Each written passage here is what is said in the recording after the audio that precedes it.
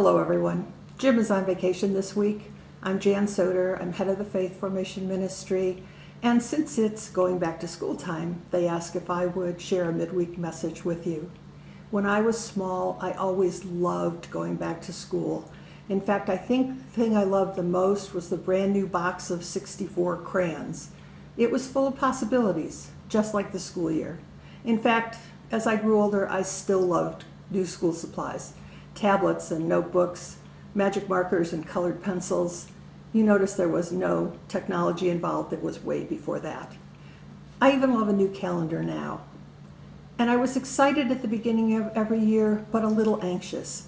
Who would I get as a teacher? Later, as a teacher, I wondered who I'd get in my class. And as an administrator, how to give the best education to every single child in my building. But they were familiar expectations, and I knew how to meet those challenges. That isn't true for students or families or educators today. Normal anxiety is heightened, and a new box of crayons just isn't going to be enough to make everything all right. So let me share some thoughts on school. Right now, none of the choices for families or educators are what we would like them to be, whether it's homeschool or virtual learning or part-time in school. It's not what we want. Each one has something to recommend it. Kids will get educated. Teachers will teach. We'll try to keep everyone as safe as possible. But it will be different, and different is unsettling. And what's worse is the situation seems to keep changing, so every time we get a plan, it has to be changed. And that's hard on everybody involved.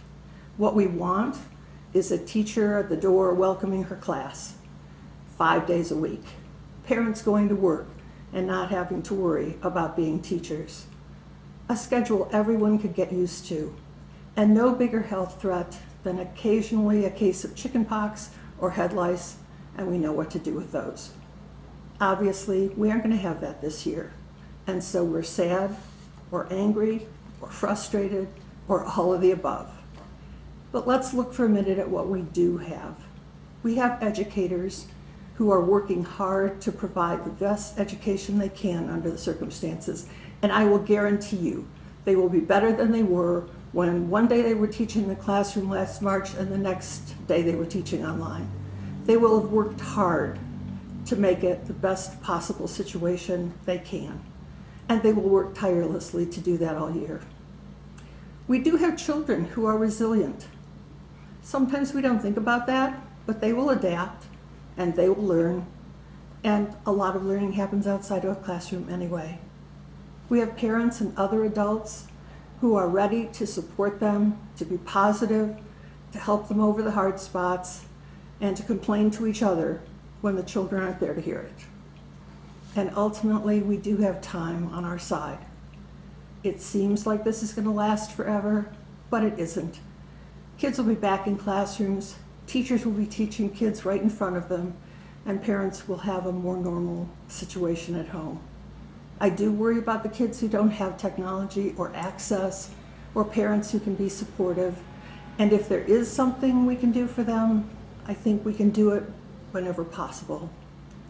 But you know, it's not just families and educators who are struggling with all of this. We are all facing anxiety. We want our normal back. We want our friends. We want our church. But what we aren't missing is God's love. Every Sunday morning, we say, God is with us. We are not alone. God is with us all day, all night, in the easy, normal times, in the uncertain, difficult times. Maybe we need to be reminded to ask for his help, to help our children ask for his help, for ourselves, for our country, for our world, and right now especially for the children and families and teachers who are facing the anxiety of a new school year. I would suggest we all include them in our prayers as they start this year. God listens and God loves. Thanks for letting me join you this week. Jim will be back next week. Cinda Gorman is preaching on Sunday, And don't forget Steve's class on the humor of Jesus, which you can access online.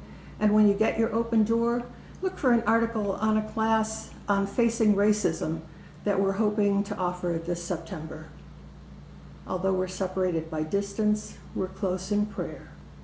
So I pray for good health for each of you, a strong start for the school year for everyone going back to school, and something to make you smile every day. God bless.